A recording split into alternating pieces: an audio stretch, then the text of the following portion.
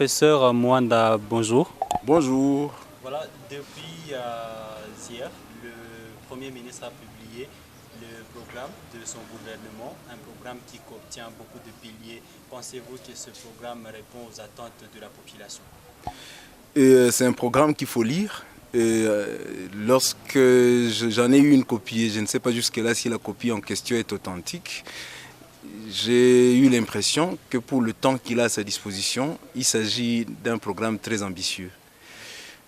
Un élément a attiré mon attention de manière particulière, c'est l'élément qui concerne la sécurité, surtout dans la zone est de la République démocratique du Congo. Et cet élément, ce n'est pas seulement ce qui est écrit, mais ce qu'il a dit aussi devant les parlementaires.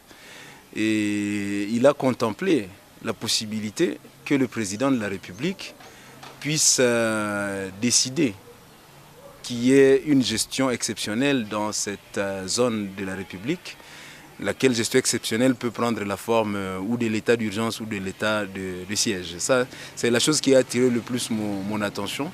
Lorsque j'ai lu son programme, j'ai dit encore, il est trop vaste. Mais ce qui a attiré le plus mon attention, c'est ce que nous considérons de ce côté comme une priorité, la question de la paix et de la sécurité.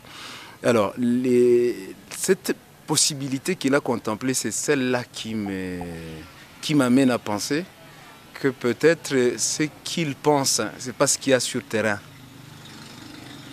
Sa solution, sa proposition, ferait que s'il y a état de siège, les maires des villes deviennent des militaires, les gouverneurs deviennent des militaires, les administrateurs des territoires deviennent aussi des militaires.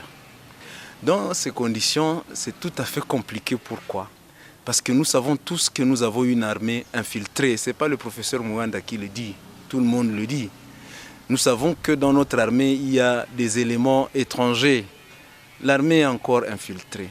Les éléments étrangers sont encore dedans. Vous risquez de mettre des infiltrés maintenant à la tête de nos entités, à la tête de nos villes, à la tête de nos provinces. Nous savons aussi que la solde des militaires est régulièrement détournée. On risque de mettre des détourneurs à la tête de nos provinces. Nous savons aussi que le vent de la balkanisation, l'idée qu'on veut séparer cette partie de la République du reste, elle circule. Maintenant, vous établissez un état d'urgence ou un état de siège. Que va-t-il se passer ? Il va se passer que le peuple va dire finalement, ils veulent mettre en pratique leur plan de balkanisation. Nous savons que la CENCO a demandé, et d'autres, que les élections soient organisées en 2023. Vous établissez un état de siège maintenant, ou un état de siège maintenant où ce sont les militaires qui gèrent. Et qu'est-ce qui va se passer dans les têtes des gens ? Mais on va se dire non, il veut suspendre le fonctionnement ordinaire d'un état de droit de ce côté-là, de telle manière à avoir un prétexte qui va faire que les élections de 2023 peuvent être reportées, ou tout au moins, comme on l'avait déjà fait contre nous, que l'on puisse exclure une partie de l'électorat de ces élections. L'état de siège, dans un contexte où on demande aux Kenyans, les Kenyans se prédisposent à venir travailler aux côtés de la MONUSCO pour en finir une fois pour toutes avec ce qui se passe à Beni. Mais les Kenyans, on sait qui ils sont. Ils sont dans l'East African Community depuis trop longtemps, depuis un peu avec les Rwandais. Et ils sont aussi dans le Commonwealth avec le Rwandais. C'est deux pays qui coopèrent intimement. Est-ce qu'il ne s'agit pas aussi là d'un cheval de Troie? Et alors, lorsque le cheval de Troie entre dans votre maison, c'est le moment où vous dites maintenant dans cette zone-là, n'est-ce pas, ce sont seulement les militaires, attention, étrangers, infiltrés, détourneurs, mal nourris, qui vont gérer les provinces. Je crois que là, cette prospective, avant même qu'elle ne soit mise en application, il faut la discuter sérieusement et éventuellement l'abandonner, parce qu'elle peut faire que toutes les ambitions contenues dans les programmes de Sama Lukonde puissent tomber à l'eau, parce qu'il y a juste un mauvais pas, un faux pas qui a été fait. Voilà, dans tous ces enjeux-là, ne trouvez-vous pas des avantages si jamais cet état d'urgence sécuritaire était décrété? Je n'en vois pas. Je n'en vois pas. Et il y aurait des avantages. Vous savez, nous avons besoin de paix. Et de paix à tout prix. Mais il ne faudrait pas qu'on nous amène des solutions qui risquent de nous engouffrer davantage. Est-ce que l'armée n'est pas infiltrée? Est-ce que dans notre armée, il n'y a pas des étrangers? Est-ce que la solde des militaires n'est pas détournée?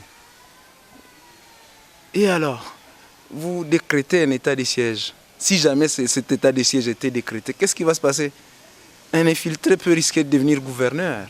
Et alors tout le plan qu'ils avaient, il va réussir. Et ce n'est pas moi qui suis en train de le dire.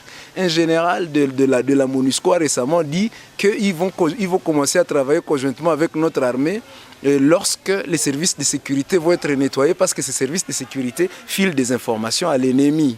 Bon, dans ces conditions précises, vous décrétez un état de siège ou même un état d'urgence. Que va-t-il se passer? Il va se passer que le plan des ennemis il risque d'être maintenant mis en application. Moi, je ne vois rien de négatif en cela. J'invite tout simplement le Premier ministre à arracher cela de sa tête parce que ce n'est pas encore couché sur un morceau de papier, parce que ça serait contre-productif. Ce que je lui conseillerais de faire dans l'urgence, c'est voir dans quelle mesure on peut déplacer tous les éléments issus des anciennes rébellions, on les déplace d'ici, on les amène de l'autre côté de la République pour qu'il n'y ait pas de contact direct avec les pays qui ont parrainé leurs anciennes rébellions. Ça, c'est la première chose que je lui suggérerais. La deuxième chose que je lui suggérerais, c'est simplement le recensement des populations inconnues qui se trouvent à Boga, qui se trouvent à Beni, et si ce sont des étrangers, les rapatrier. S'ils faisaient déjà les deux choses, il y a lieu d'avoir des lueurs d'espoir. Évidemment, je me limite à ce qu'il peut immédiatement faire. Il y a beaucoup d'autres propositions qui peuvent être faites, mais moi, dans l'urgence, s'ils réussissaient à déplacer ceux qui ont été nos militaires qui ont été dans les rébellions, on les déplace d'ici, on les amène loin de la frontière de l'Ouganda et du Rwanda. À côté de cela, il essaie de voir si on peut recenser les populations inconnues qui se trouvent à Beni et dans la zone de Beni et dans la zone de l'Ituri, populations qui nous étonnent parce qu'on les voit se déplacer vers la zone où on tue, et il fait tout pour que ces populations soient rapatriées. Déjà là, quelque chose peut bouger. Parce qu'il va se faire que nous allons rester ici avec des Congolais authentiques et nous serons peut-être disposés à leur donner à manger. Imaginez-vous, vous pouvez être disposés à aider les militaires et à travers l'information. Mais vous risquez de donner l'information à la mauvaise personne parce que l'armée est infiltrée. Vous pouvez voir un militaire assoiffé ou affamé et vous dites non, je lui donne à boire ou je lui donne à manger. Mais vous risquez de nourrir un infiltré. Pour que l'on commence à avoir un peu d'espoir, il faut déplacer d'abord, à mon avis, ceux qui ont été les militaires qui ont été dans les anciennes rébellions. Cela peut faire que la population ait un peu plus confiance à l'armée et elle peut collaborer au niveau de l'information et même autre chose. Et en même temps, il y a des analystes qui estiment que c'est le fait de déplacer à chaque instant des personnes qui commencent à maîtriser la situation du terrain qui laisse à ce que l'insécurité continue à s'allonger dans cette partie. Peut-être que les déplacements s'effectuent pêle-mêle. Moi, je viens de dire qu'il faut déplacer. J'espère qu'ils ont l'histoire de chaque militaire qui a dans l'opération Sokola 1. Et ils savent quand est-ce qu'il est entré dans l'armée. Par où? Par quel mécanisme? Il suffit qu'ils fouillent leur base de données, ils sauront qui ils peuvent déplacer. Mais lorsqu'ils les déplacent au hasard, ils risquent de déplacer ceux qui sont de bonne foi et qui viennent effectivement aussi d'acquérir de l'expérience sur le terrain.